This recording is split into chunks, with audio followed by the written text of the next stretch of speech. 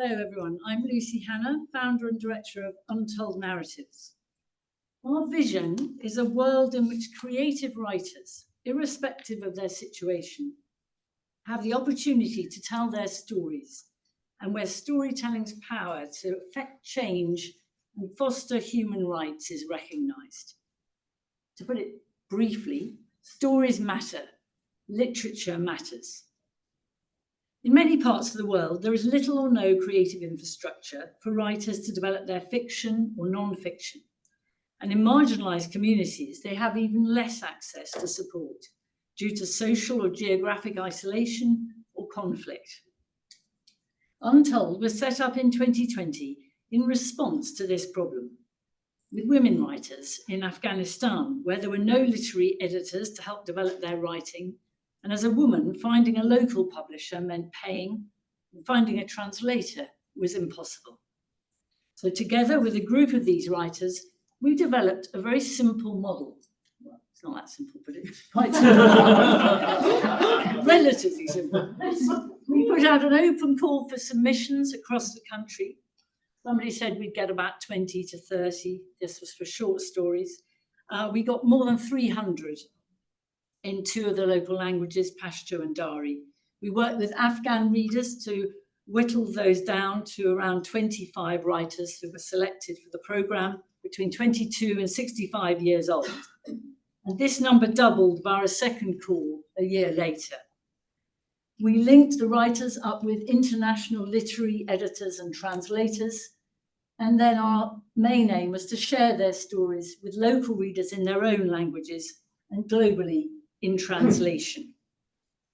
The model is very low-tech, mobile phones only. None of the writers had laptops, and for security, a secure messaging app was the safest way to deliver the programme.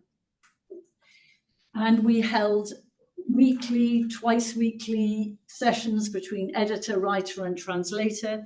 We held group workshops, and we connect the writers to each other, and they regularly share ideas, tips, and reading suggestions. This work continues remotely across 3 languages, and now across 7 time zones.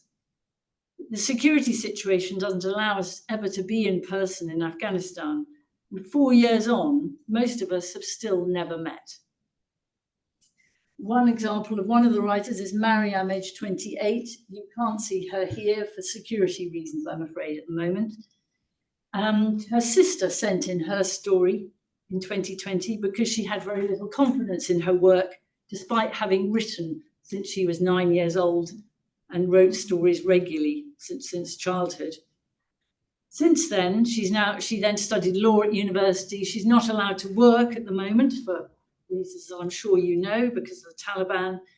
But with Untold, she's had work published in 5 languages, in 6 different global literary journals, and in national newspapers around the world, including in Der Spiegel last year. Her piece was the most read story for the last 10 years. So, and Mariam is just one of our writers, and others have very similar stories. As I said, we brokered commissions for these writers' work to be published in international literary journals like Words Without Borders, the Marquez Review, in translation. And we also secured a UK publisher to publish a collection of short fiction by writers from Afghanistan, new fiction by Afghan women. This anthology, My Pen is the Wing of a Bird, has now sold more than 14,000 copies. It's in 5 languages, and it was shortlisted for the Jan Michalski Prize for World Literature in 2022.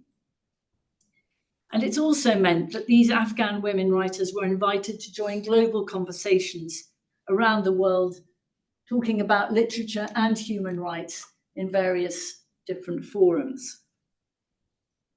We were then invited by a publisher in Calcutta to replicate our model in Assam, where writers are marginalised by language, and there is no publishing infrastructure for their work to be distributed locally or beyond its borders.